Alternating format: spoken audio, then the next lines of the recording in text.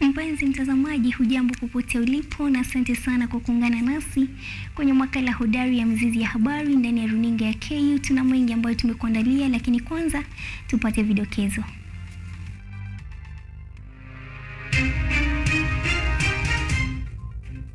Rais Ruto ahidi elimu bora vioni, nafasi sawa za elimu kwa wanafunzi wote nchini katika uzinduzi wa chuo cha kidijitali Machakos.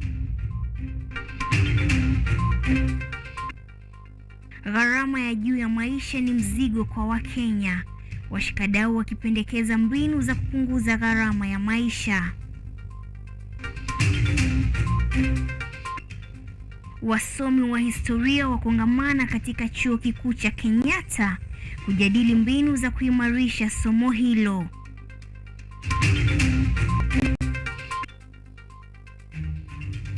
Na vijana wahimizwa kukumbatia sanaa ya michezo kuimarisha talanta zao na kujiepusha na matumizi ya dawa za kulevya.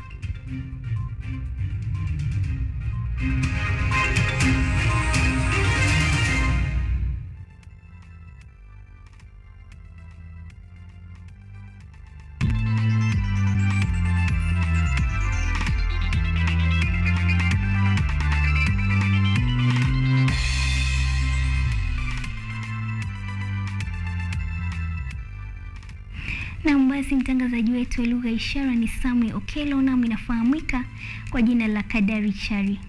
Tukianza taarifa zetu ni kwamba chuo cha kwanza cha kidijitali nchini kitaanza kusajili wanafunzi kuanzia Septemba mwaka huu.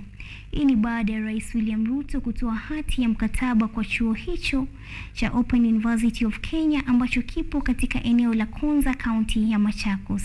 Chuo hicho kitatoa hasa kozi za elimu ya kidijitali kwa wanafunzi wa humu nchini na wale wa kigeni, washikadau wakieleza umuhimu wa chuo hicho katika kubuni nafasi zaidi za masomo ya ngazi ya juu.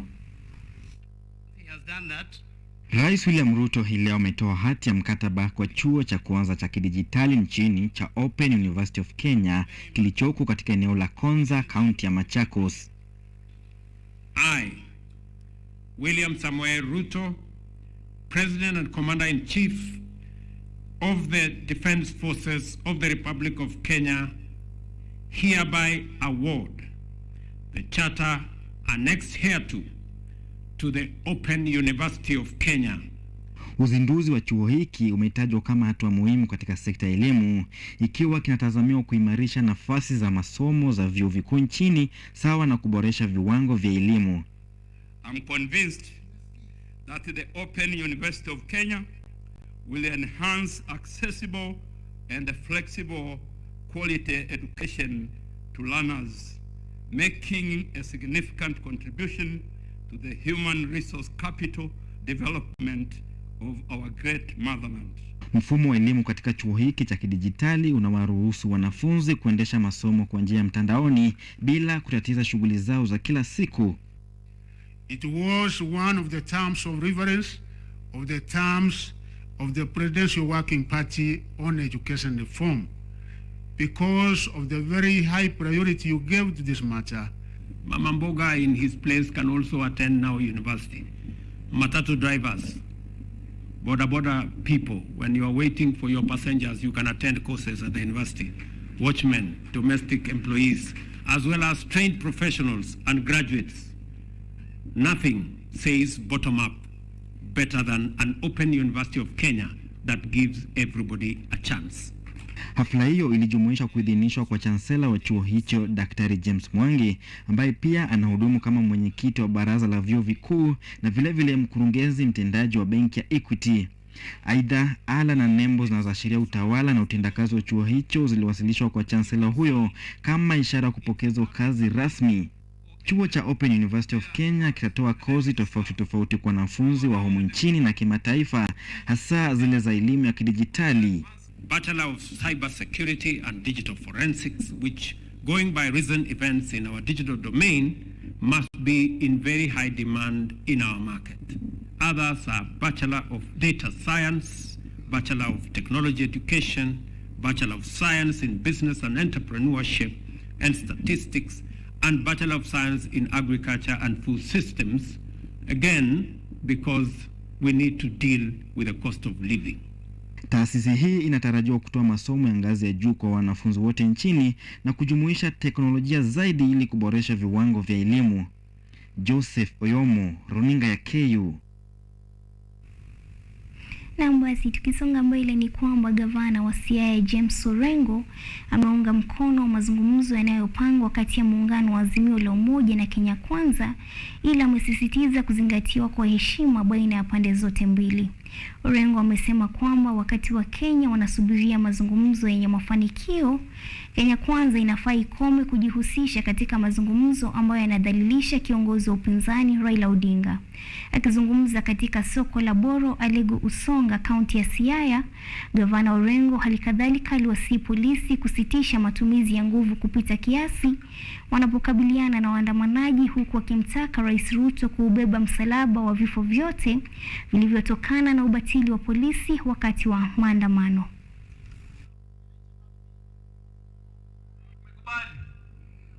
Raila akisema left ni left, akisema right, na akisema tutazungumza, tumekubali tunatuzungumza. Wale vijana wamepigwa risasi, kwanza wale wamepigwa risasi na wamekufa, familia zao lazima walipwe compensation. Kwingineko, viongozi wa muungano wa utengenezaji wa lishe ya mifugo nchini KEFUMA wameiomba serikali kuingilia kati na kupunguza gharama ya uzalishaji wa lishe ya mifugo kwa kutotoza ushuru kwa uagizaji wa mahindi ya manjano almaarufu yellow maize ili kupunguza bei ya lishe ya wanyama. Haya yanajiri kutokana na gharama ya juu ya maisha inayoshuhudiwa nchini. Huku gharama ya maisha ikiendelea kukera wananchi wengi na sekta tofauti nchini, ikiwemo ya utengenezaji wa lishe ya mifugo, Wakenya wametoa wito kwa serikali kupunguza gharama ya maisha. Bei ya sukari na unga imekuwa kilio kwa wananchi, kwani ndio bidhaa za matumizi ya kila siku. Rais William Ruto akizungumza siku ya Jumatano alidokeza juhudi ambazo serikali inafanya ili kupunguza bei ya sukari. We now have a roadmap that will be discussed in cabinet next week, and I want to promise the country that we now have a comprehensive plan to sort out our sugar subsector and make sure that that area is properly aligned to serve the interest of farmers first and to serve the interest of the country, consumers and everybody else. Licha ya juhudi za serikali kutoa mbolea ya bei nafuu kwa wakulima ili kuongeza uzalishaji wa chakula, Kenya haijaweza kuzalisha chakula cha kutosha. Benson Kinyajui, katibu mkuu wa muungano wa utengenezaji wa lishe ya mifugo KEFMA, amedokeza kuwa ukosefu na bei ghali ya malighafi imewalazimu wasagaji kuagiza bidhaa za kuzalisha lishe kutoka mataifa mengine. KEFMA imeomba serikali kuingilia kati na kuanzisha mpango ambao hautatoza ushuru kwa uagizaji wa mahindi nchini ili kukabiliana na bei ya juu ya lishe ya mifugo. We have a situation where there's competition between yellow maize and white maize. White maize for human consumption, and if the feed processors are competing for the same white maize as a human food, then it puts pressure.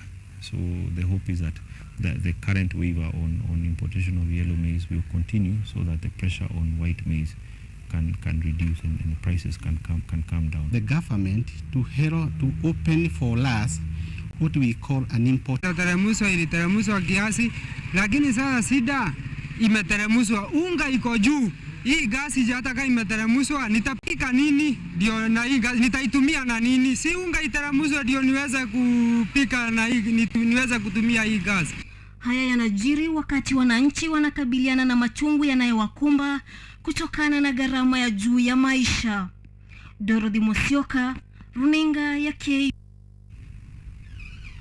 Wizara ya Ndani na Utawala wa wa taifa ipo kwenye harakati za kurekebisha sheria ya uhalifu wa mitandao ya mwaka wa 2018 ili kuzuia masuala ya utapeli, wizi wa vitambulisho na utapeli mtandaoni. Katibu mkuu wa wizara hiyo Daktari Raymond Omolo amesema kuwa mara ya mwisho ya sheria hiyo kufanyiwa marekebisho ilikuwa sheria ni mwaka wa 2018, hivyo basi kuna haja ya marekebisho mapya kutokana na mabadiliko mengi katika teknolojia.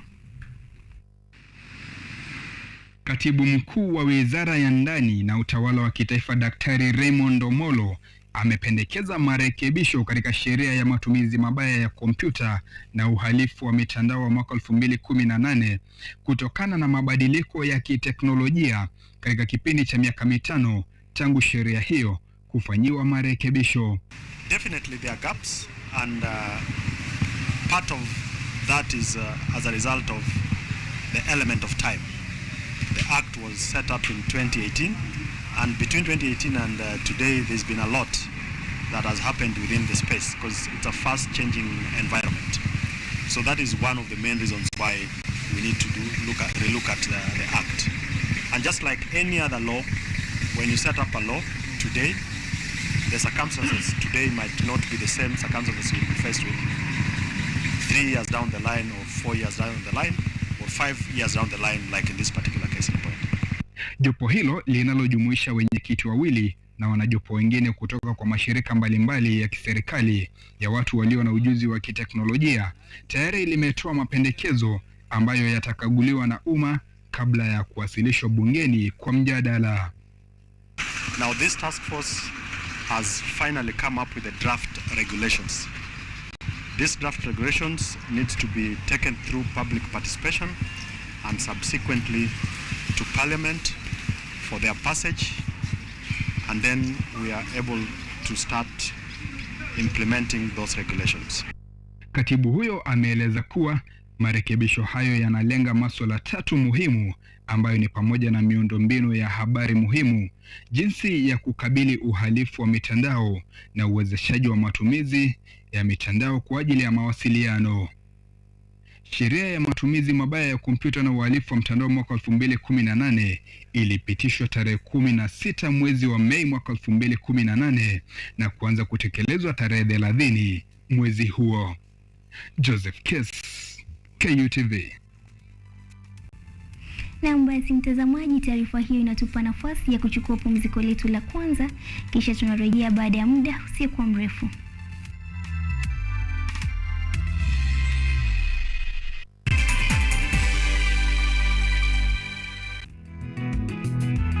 Hizi nyanya ambazo ni za hybrid varieties, unaona ya kwamba zinakuwa mrefu.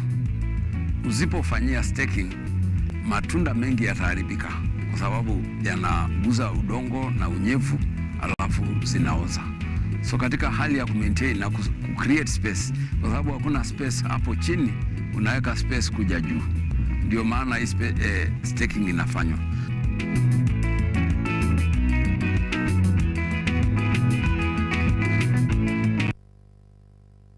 Lola is an app that gives you a chance to watch videos, listen to audios, and read articles wherever you are for free. Motivational stories, dramas, campus life, technology, lifestyle, adventure, sports, academics, jobs, entertainment, and more. Download Lola now on Play Store. All you need, you got Lola.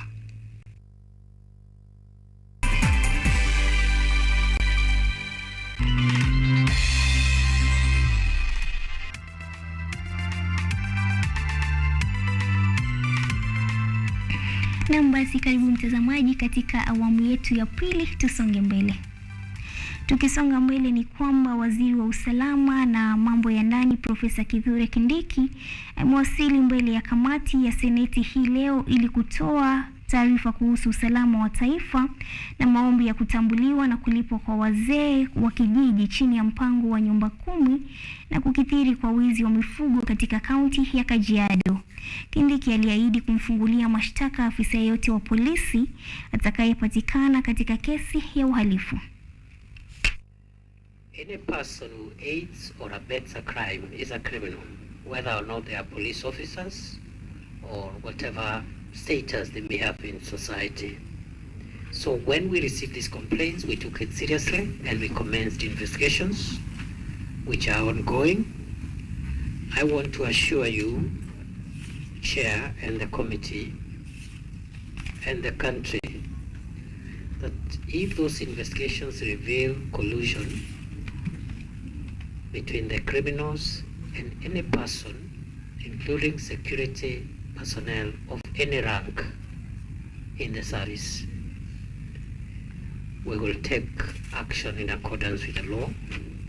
We have asked all the National Government Administration Officers, NGAO, to conduct public sensitization through the Nyumba Kumi. Assistant chiefs and chiefs have been asked to do at least one security baraza per week in their areas of jurisdiction to sensitize the public on, for example, they need to know their herdsmen or herds people that they employ. They need to be alert and secure their animals during the day and night. They need to report timeously and so forth and so on. And they need also, even when you are related in one way or the other with suspects, they need to allow the criminal prosecution to be concluded to the end so that it becomes a deterrent. Siku ya pili ya mkutano wa kimataifa wa historia, wasomi wa somo la historia walirejelea mbinu ambazo zinaweza kutumika katika kuhakikisha kuwa somo hilo linaboreshwa. Kulingana na waliozungumza, somo la historia linapaswa kurekebishwa kulingana na matukio tofauti ya kihistoria katika nchi na bara tofauti ili mwanafunzi aweze kuwa na ufahamu juu ya historia yao ya kijiografia. Siku ya pili ya mkutano wa kimataifa wa elimu ya historia ya Afrika ilikuwa na mada ya hatua tofauti ambazo zinaweza kuchukuliwa ili kuboresha historia kama somo.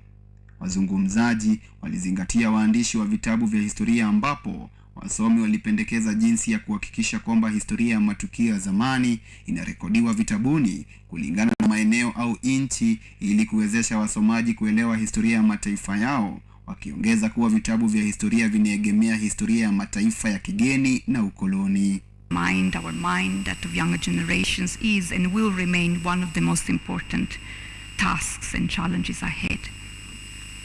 We are indeed faced with the continued urgency to expunge school curricula and textbooks both in Africa and around the world of colonial ideologies and their durabilities, which have been sources of distorted and pejorative visions of Africa. Zaidi ya hayo, wazungumzaji walijikita katika ujumuishaji wa historia katika utengenezaji wa sera, ambapo walisema kuwa historia inatumiwa kama chombo cha kisiasa, wakieleza kuwa historia inapaswa kupendekeza matukio yanayotarajiwa kufanyika, huku ikielimisha kuhusu yaliyojiri hapo awali. Wazungumzaji walipendekeza historia kuangaziwa tena hasa katika mada ya ukoloni, kwani kuna taarifa ambazo hazijarekodiwa katika vitabu hivyo. And as we aim to decolonize history education, both with a view to promoting African cultural renaissance and more broadly to promoting a healthier, a fairer form of global citizenship through education worldwide. And Kenya, as we will hear at our workshop tomorrow morning, has been spearheading such work in the pedagogical domain, mainstreaming UNESCO's historiographical work into the education system. Vilevile walimu wa historia wametoa wito kwa waandishi wa historia kuungana mikono katika kukagua elimu ya historia kwa haja ya kutumia historia kubadilisha jamii. Vijana wametakiwa kuwa mstari wa kwanza katika kufafanua kwa kina somo la historia kwa kufanya utafiti wa matukio ya awali ili kuelewa matukio hayo kwa upana. We know we talk about national histories, national unity and national unity histories, but these histories, national histories, I don't know how many communities are excluded from the Kenyan history that you're teaching, that is so-called the national history. If you go to Malawi, the national history, you know how many communities will say, I don't see myself in here. Ethiopia, same thing. In any single country, there's every community will say, I don't feel represented. Hafla hiyo itakamilika hapo kesho, wasomi wa historia wakitarajiwa kujadili kwa kina jinsi ya kuboresha somo la historia katika karne ya 21. Edward Nyamo, Runinga KU. Ujumbe wa waziri wa mawasiliano na teknolojia Eliud Owalo kutaka kuweka sheria za kudhibiti maudhui yanayoonyeshwa kwa mitandao hususan TikTok wakati wa usiku imezua hisia mseto kwa baadhi ya watu wanaotumia mtandao huo. Mwanahabari wetu Salma Swali amekuwa nyanjani na kutuchukulia maoni ya baadhi ya Wakenya juu ya swala hilo. Waziri wa mawasiliano na teknolojia ya mawasiliano Eliud Owalo amesema kwamba serikali ina mpango wa kudhibiti maudhui ya mitandao ya kijamii, huku akizungumzia maudhui yanayoangaziwa katika mtandao wa TikTok nyakati za usiku. Owalo alisema haya wakati wa mahojiano na runinga ya NTV hii leo. Matamshi ya Owalo yaliibua hisia mseto miongoni mwa Wakenya. Emmanuel John, mwanafunzi wa taasisi ya matibabu Mathare, anasema kudhibiti mtandao wa TikTok kutasaidia kukuza maadili na kukinga watoto wachanga dhidi ya matumizi ya video chafu mitandaoni. Kauli iliyoungwa mkono na Vera Ochenga, mkazi jijini Nairobi. My suggestion, I'm requesting the government to regulate. I understand we have positive creation and negative creation. Maybe I can do regulations, and I feel also bad for kids because some kids take their parents' phones and use it to go on TikTok, and then what if they come across things like that? Parent yake ataexplain aje? Aidha, baadhi ya Wakenya wamepinga swala la kudhibiti mitandao ya kijamii, wakisema kwamba endapo itafanyika hivyo basi itakuwa kama mtego wa panya unaonasa waliomo na wasiokuwemo, wakisema kwamba baadhi ya watu wapo wanaojipatia kipato cha halali katika mitandao hii. Kuna watoto wana watch hizo vitu pale. Kuna mtoto nikifika home ananiambia baba, sisi na simu nicheze game. Sasa imagine mtoto ameingia TikTok amepata kitu chafu. TikTok ndio inafaa waban hao watu ama watoe hizo content. Hiyo TikTok kuna watu wengine bado wanaitumia to earn an honest living. Yes. Serikali ikianza hivyo, hiyo wanaenda vibaya sana.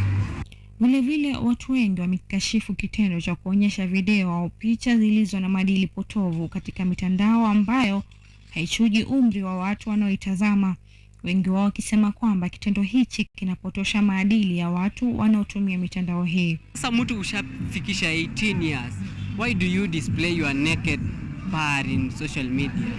Mbona uplay uonyeshe parts of your body in media? Why are you talking unaongea vitu ambazo I sound vizuri kwa environment? Yeah, so that should not be done. Just kaa tu kama mtu responsible like.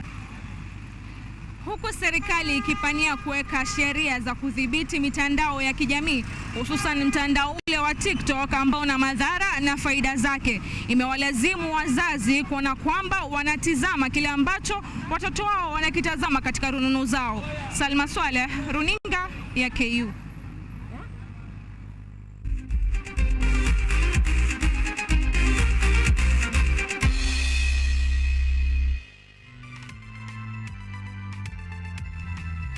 Na basi mtazamaji, katika habari zetu za sport, tumia talanta zao kujichumia riziki. Akiwahutubia mamia ya vijana waliojitokeza kuonyesha vipaji vyao mjini Thika, Obagi amelaani vikali matumizi ya dawa za kulevya, uhalifu ambao unazidi kuwasomba vijana wengi na kuwafanya kushindwa kufanya maamuzi ya busara. The ministry is here to ensure that these activities are supported and realized. And programs reach the young people within their point of reach. Not only the young people, but even any person who takes alcohol, drugs, and all those things, it's not a good practice for a human being. So it is more destructive when it is done by the young people, because these young people have a future, and their future begins by the foundations they set. So rather than spending time to take alcohol, drugs, and look for the easy way of life, or through engagement of crime and other things, they can take advantage of this hassle-free structure.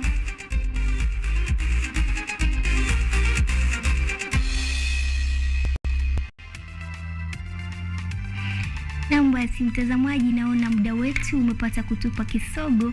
Mengi utayapata mwendo wa saa 3. Ni hayo tu tuliokuandalia kwa sasa. Umekuwa nami Kadari Chari na mtangazaji wetu wa lugha ishara amekuwa ni Samuel Okelo, na mimi nakutakia usiku mwanana.